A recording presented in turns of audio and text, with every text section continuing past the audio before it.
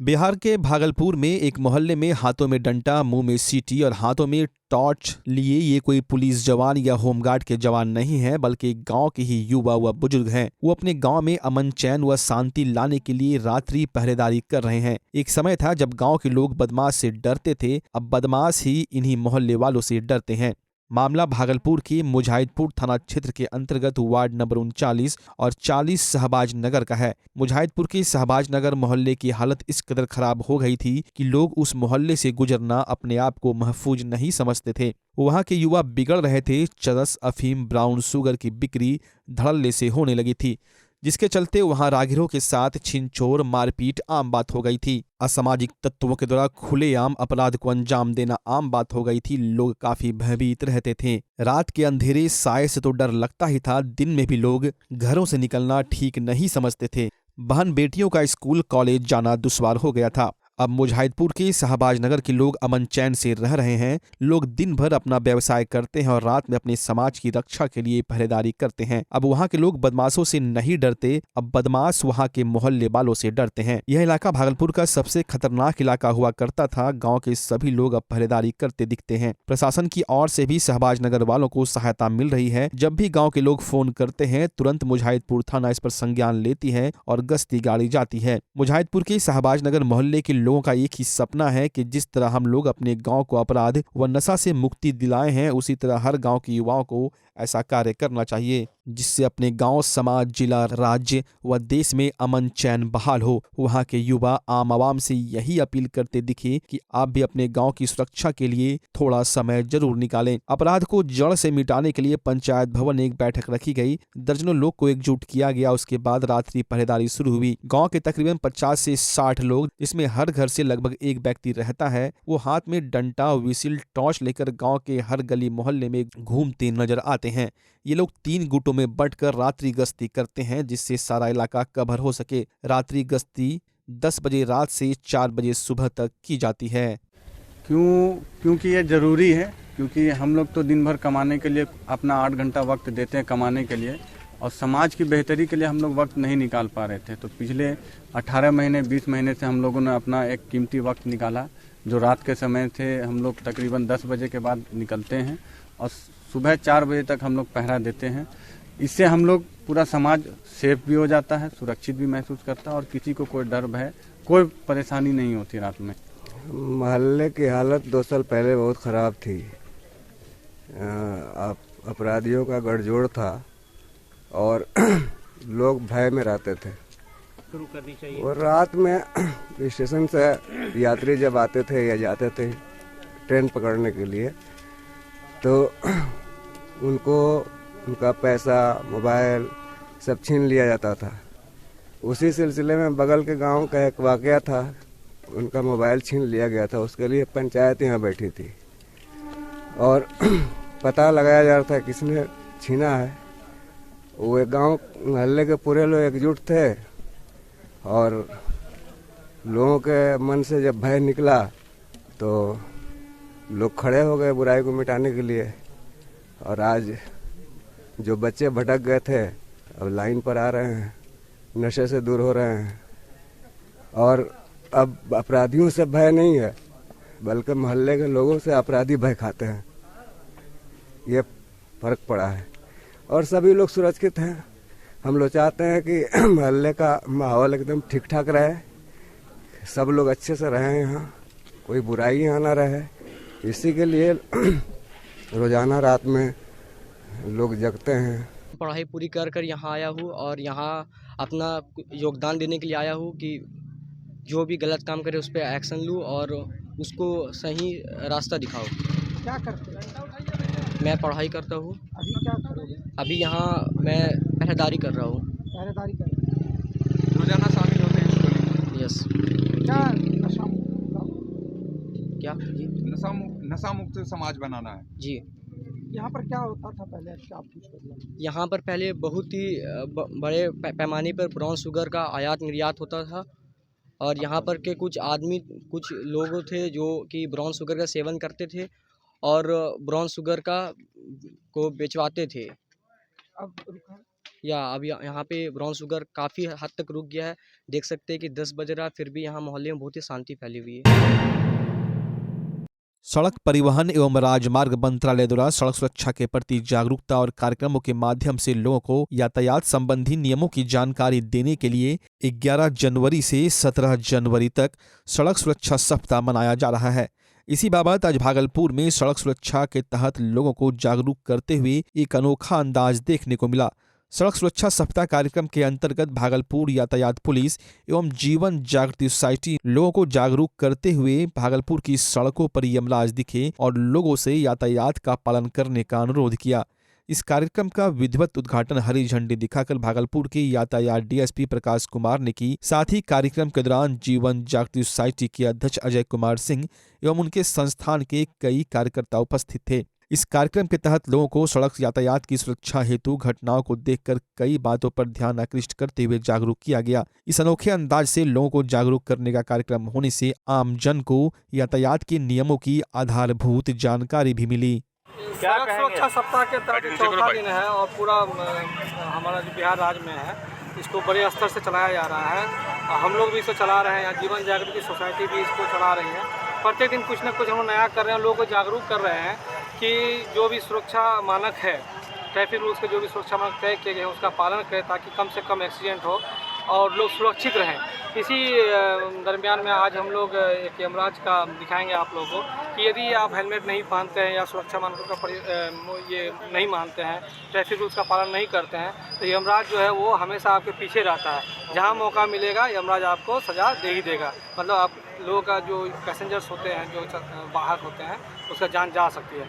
इसलिए निश्चित करिए कि आप जब भी घर से निकले, यदि 2 व्हीलर में है तो हेलमेट का प्रयोग कीजिए, जूता का प्रयोग कीजिए। यदि 4 व्हीलर में राइड करते हैं तो सीट बेल्ट का प्रयोग जरूर कीजिए ताकि आप लोग एक्सीडेंट होने से बचें। अभी हम दिखाएंगे कि किस तरह से यमराज चलता है। और आप जिस तरह से सीट बेल्ट बिना लगाए हुए कार पर चढ़ते हैं और बाइक पर बिना हेलमेट लगाए चलते हैं, ओवर स्पीड में चलते हैं और कहीं भी आप तेज़ी से चाहते हैं पास मिल जाए, उस तरह से जो भी करते हैं वो मौत को दावत दे रहे हैं। और यमराज आज कह रहे हैं कि आपका हमारे यहाँ ऐसे लोगों का हमारे यहाँ निमंत्रण है, आपको निमंत्रण दे रहे हैं कि आपका ज़िंदगी धरती से उग चुका है, अब हमारे यहाँ पधारे हुजूर। और यदि नहीं आप चेतेंगे तो मैं शीघ्र दोबारा आपको लेने आऊँगा। इस मुगालते में नहीं रहिएगा कि मैं बच जाऊँगा, क्योंकि यदि दुर्घटना होगी तो आप इसमें बच नहीं पाएंगे। जीवन जागृति सोसाइटी की तरफ से सबों का संदेश है कि सड़क सुरक्षा सप्ताह के बातों को ध्यान से सुने और ज़िंदगी में इसको अमल करने का कोशिश करें और बिना यातायात के जो नियम है उसको फॉलो करने की कोशिश करें। भागलपुर में लगभग 2 दशक के बाद खेल जगत में शतरंज की शुरुआत एक बार फिर से हुई। जिला स्तरीय चेस टूर्नामेंट का आयोजन भागलपुर के एक निजी होटल में किया जा रहा है। इसमें 62 खिलाड़ी प्रतिभागी के रूप में भाग ले रहे हैं। वहीं इससे चयनित होने वाले खिलाड़ियों को 4 दिवसीय प्रशिक्षण दिया जाएगा, जिसके बाद वो 20, 21 और 22 जनवरी को राज्य स्तरीय प्रतियोगिता में अपने हुनर का प्रदर्शन करेंगे। एक बार फिर से भागलपुर में चेस की शुरुआत होने पर जहां खिलाड़ियों में काफी उत्साह देखने को मिला, तो वहीं भागलपुर के गण्यमान्य लोगों का इसमें बड़ा योगदान रहा।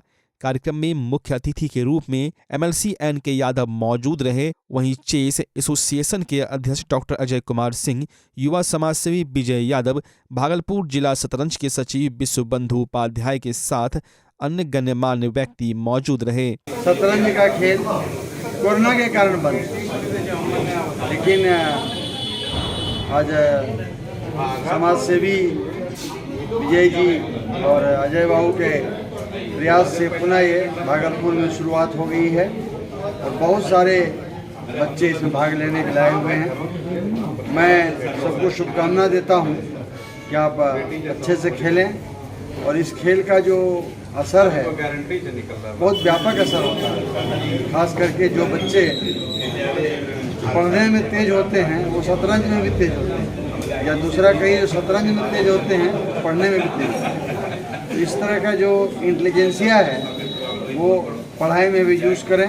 और सबसे बड़ी बात है जो हार और जीत है, इस तरह हार जीत जीवन में भी होता है, तो इसको भी अपने जीवन में उतारें और हार से बहुत दुखी ना हो और जीत से बहुत उत्साहित ना हो, इसे जीवन में बैलेंस करके अपना चलें। यही हम इन लोगों को, युवाओं को यही मैसेज देना चाहते हैं। मेरा सौभाग्य है कि मैं इस शुरुआत में सूत्रधार हूँ और सबसे ज़्यादा हम लोग शुभकामनाएं देते हैं खिलाड़ी हैं, इस टीम जिन्होंने बनाया है, उन्होंने 7 साल के बाद इस टीम को नया किया और एक एसोसिएशन का पूरा आगाज़ किया और उसके साथ ही तुरंत बनने के साथ ही तुरंत डिस्ट्रिक्ट चैंपियनशिप हो रहा है और तुरंत 20 तारीख से स्टेट चैंपियनशिप हो रहा है, जिसमें बिहार के कोने कोने से सभी लोग आएंगे और इसका यूनिवर्सिटी में इसका खेल होना है। तो यह बहुत अच्छी शुरुआत है और हम लोग उम्मीद करते हैं कि यहाँ के बच्चे जो मायूस हो गए थे, जो कि चेस खेलते हैं, उसमें पुनः ऊर्जा आएगी। और चेस एक ऐसा गेम है जो जैसा कि सभी जानते हैं कि माइंड का गेम है और लोगों का माइंड भी विकसित होता है। लोग मोबाइल के जगह चेस खेलें, मोबाइल में उलझने के बदले चेस में उलझें तो ज़्यादा अच्छा है। कितने टीम आई हुई है अभी डिस्ट्रिक्ट में खेलने के लिए? आज करीब 20 टीम आई हुई है और इससे जो जीतेंगे वो स्टेट लेवल? हाँ, इसमें जो जीतेंगे उसमें से 2 या 3 टीम जो है वो स्टेट लेवल में। बिल्कुल, चेस की शुरुआत भागलपुर में हुई है और सबसे बड़ी बात है कि भागलपुर को दायित्व मिला है पूरे स्टेट का, जो यहाँ पे पूरे बिहार से यहाँ पे हर ज़िले से टीम आएगी। यहाँ पे आज जो है जिला स्तरीय यहाँ पे मैच हो रहा है, जो मतलब चेस का खेल हो रहा है और आगामी 20, 21, 22 3 दिन तक लगातार जो है पूरे बिहार से हर ज़िले से यहाँ पे टीम आएगी और भागलपुर को यह दायित्व मिले, बहुत सौभाग्य की बात है भागलपुर के खिलाड़ी। कैसा अनुभव रहेगा?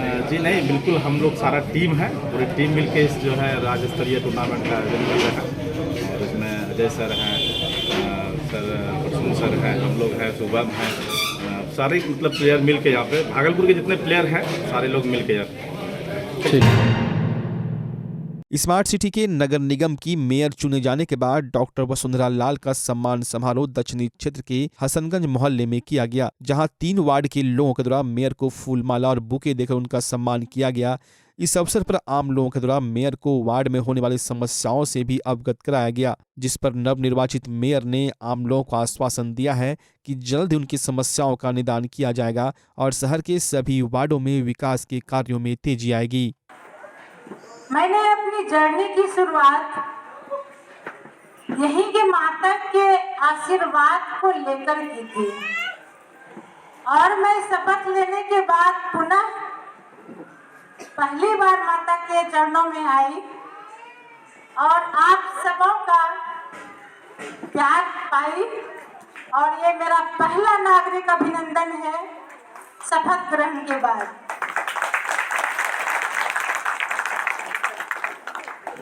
आप लोगों की बहुत सारी अपेक्षाएं हैं, इच्छाएं हैं और वो भी क्यों नहीं, आपने जो मुझे जीत दिलाई है और मैं भी उसी पर्पस से आई हूँ कि आप लोगों की जो भी अपेक्षाएं हैं उस पर खरी उतरूं।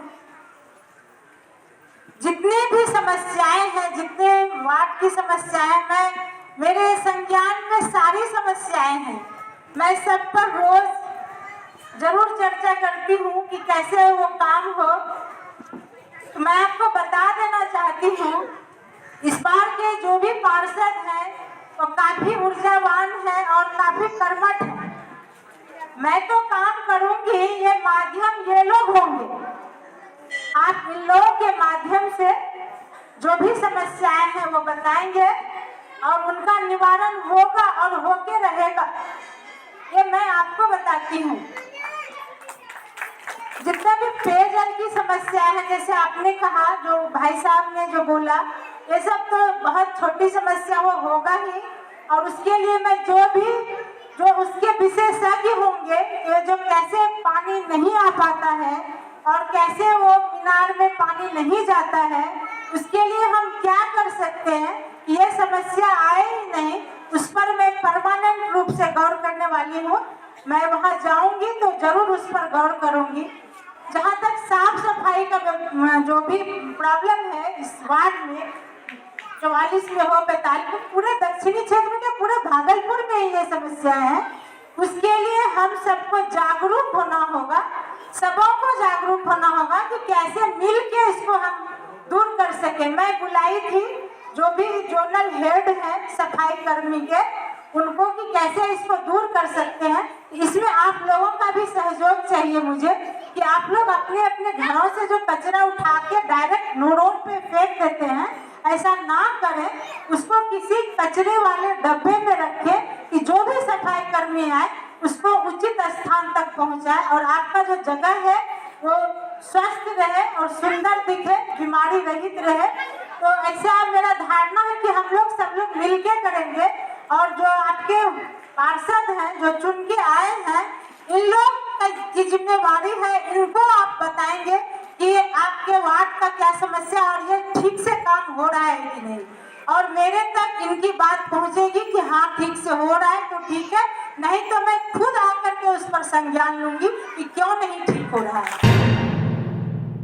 पिछले 22 वर्षों से शिक्षा, स्वास्थ्य, रोजगार और जैविक प्रोडक्ट पर काम कर रही संस्था स्मार्ट वैल्यू के द्वारा लोगों तक प्रधानमंत्री की मुहिम स्किल इंडिया, डिजिटल इंडिया से जोड़ने की और एक पहल करने के लिए इस सेमिनार का आयोजन किया गया। यह संस्था समाज सेवा के साथ साथ लोगों को रोजगार से जोड़ने और शिक्षित करने का भी काम कर रही है। साथ ही कृषि के क्षेत्र में रासायनिक चीजों के मिश्रण को हटाकर जैविक प्रोडक्ट्स को किस तरह से लोगों तक पहुँचाया जाए, इस पर काम कर रही है। ग्रामीण क्षेत्रों में बहुत ऐसे बच्चे हैं जहां तक अच्छी शिक्षा नहीं पहुंच पाती और गरीबी के कारण वो शहर लाकर पढ़ाई नहीं कर पाते। वैसे बच्चों तक इस संस्था के द्वारा अच्छी शिक्षा पहुंचाने का कार्य किया जा रहा है। साथ ही संस्था के द्वारा लोगों को नौकरी करने के अलावे नए नए सेक्टर में अपना भविष्य उज्जवल करने की जानकारी भी दी गई। कोरोना काल के बाद बेरोजगारी देश के लिए बड़ी चुनौती बन गई है। ऐसे में इस तरह के कार्यक्रम से रोजगार का सृजन करना स्मार्ट वैल्यू संस्था के द्वारा एक अच्छी पहल है। इस कार्यक्रम को सफल बनाने के लिए कोलकाता से राजू सिंह और विजय महतो पहुंचे थे।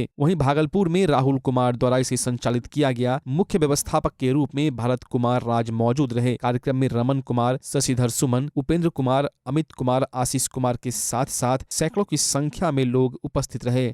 स्मार्ट वैल्यू 22 सालों से एक संस्था है जो शिक्षा, स्वास्थ्य, रोजगार और कृषि के ऊपर कार्य कर रही है। कृषि के ऊपर इन द सेंस ऑफ ये जैविक प्रोडक्ट के ऊपर काम कर रही है। ये लोगों को शिक्षित कर रही है, लोगों को रोजगार दे रही है। और जो कृषि है, जो कृषि में रासायनिक चीज आ गए हैं, उसको रासायनिक चीजों को हटा के हम लोग जैविक प्रोडक्ट का कैसे प्रोडक्शन हो, उसी दिशा में हमारी ये संस्था लगातार काम कर रही है। और हमारा ये जो संस्था है, बहुत से ऐसे बच्चे हैं ग्रामीण क्षेत्र में जिन बच्चे को एजुकेशन नहीं मिल पाता है, वैसे गरीब बच्चों तक हमारी ये संस्था एजुकेशन पहुंचा रही है। वैसे लोगों के लिए जो शहर तक नहीं आ पाते हैं, तो रूरल एरिया में जाके हमारी एजुकेशन भी प्रोवाइड कर रही है। ये जो काम हम लोग कर रहे हैं, लोगों को हम लोग ये समझाना चाह रहे हैं कि जो ट्रेडिशनल जो काम है उसके सिवा भी आप बहुत जगह से कैरियर बना सकते हैं। आज हमारे देश के अंदर में गिने चुने सेक्टर में ही लोग कैरियर के बारे में सोचते हैं। ऐसे बहुत सारे सेक्टर हैं जिसके बारे में लोगों की जानकारी नहीं है,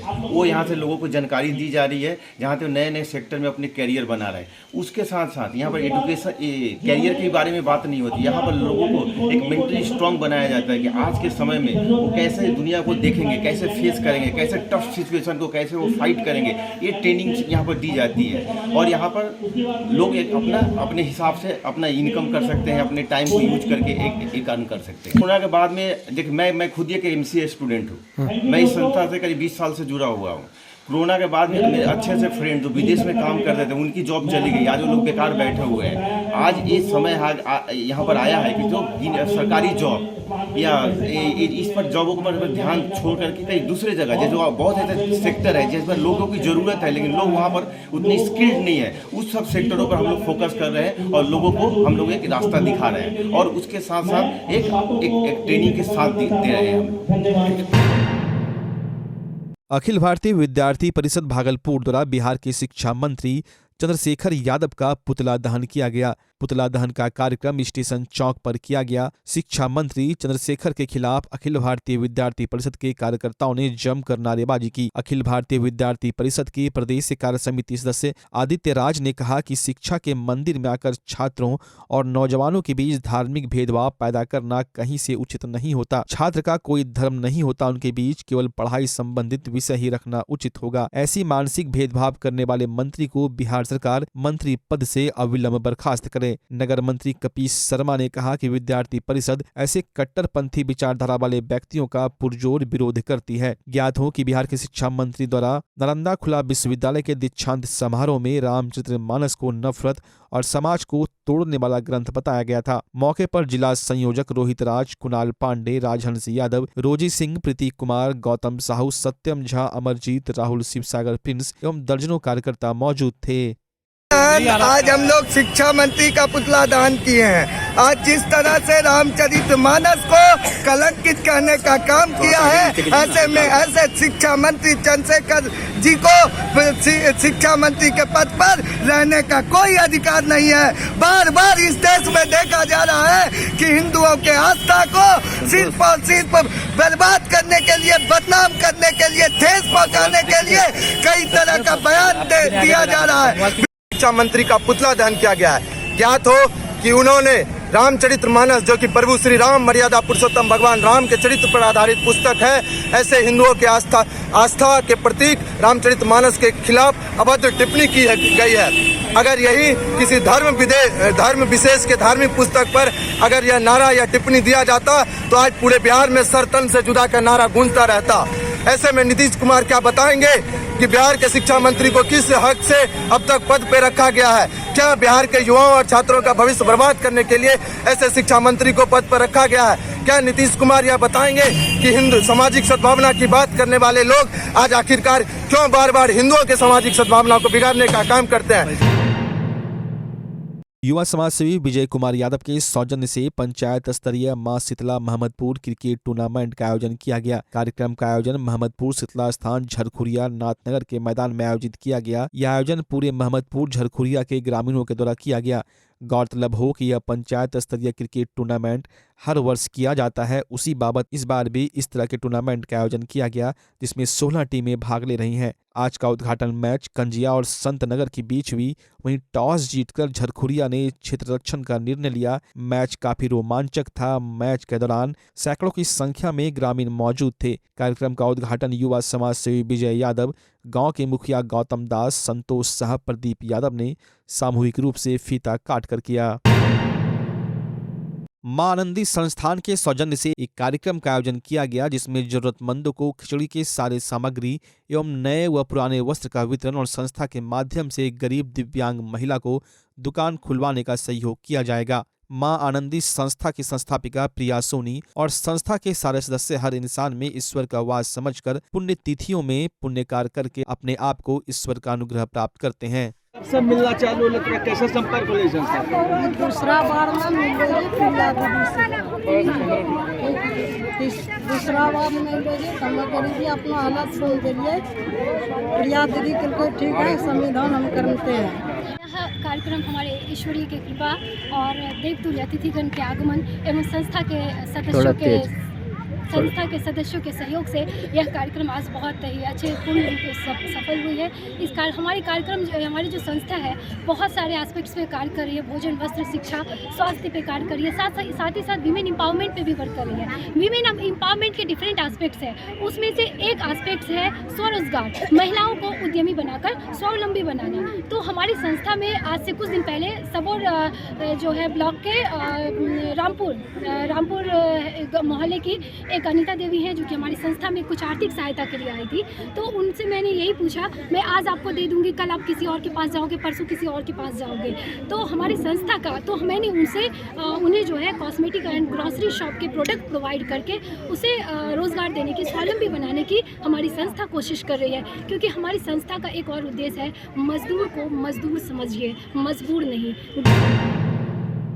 भागलपुर जिले के शाहकुंड प्रखंड अंतर्गत ग्राम बगचप्पड़ में जलवायु सुरक्षा दल के द्वारा जागरूकता अभियान निकाला गया। उस दल के द्वारा आमजनों से अपील की गई कि अधिक से अधिक वृक्षारोपण करें, जल का उचित प्रयोग एवं संरक्षण करें, सरकारी योजना के दूरगामी सोच को व्यवहारिक रूप से समझकर सहयोग दें, उन सभी तथ्यों के प्रति सजग हो जाएं जो हमारे अस्तित्व के लिए खतरा है। जैविक खाद का प्रयोग करें, प्लास्टिक के जगह अन्य विकल्प का सहारा लें। अभियान दल में बच्चे, युवा, वृद्ध, सेवानिवृत्त शिक्षक शामिल हुए। बच्चा जब जन्म लेता है तो कई बार बच्चा तुरंत नहीं रोता है, रोने में देर हो जाता है। ऐसे में बच्चा क्षतिग्रस्त हो जाता है और उसके बचने की संभावना कम हो जाती है। और यदि बचा तो भविष्य में उसमें विकलांगता की समस्या आती है, जिसे सीपी कहते हैं, जिसका कोई माकूल इलाज नहीं है और ज़िंदगी भर बच्चा विकलांगता से जूझ सकता है। ऐसे में पूरे संसार में कूलिंग थेरेपी का सहारा लिया जाता है। जन्म से ठीक 6 घंटा के अंदर यदि उसको कूलिंग थेरेपी दिया जाए तो उससे उसका सीपी की समस्या कम होती है और बचने की भी संभावना बढ़ती है। पहली बार बिहार झारखंड में आपके शहर के स्नेह नवजात शिशु बाल सेवा केंद्र में यह मशीन उपलब्ध है।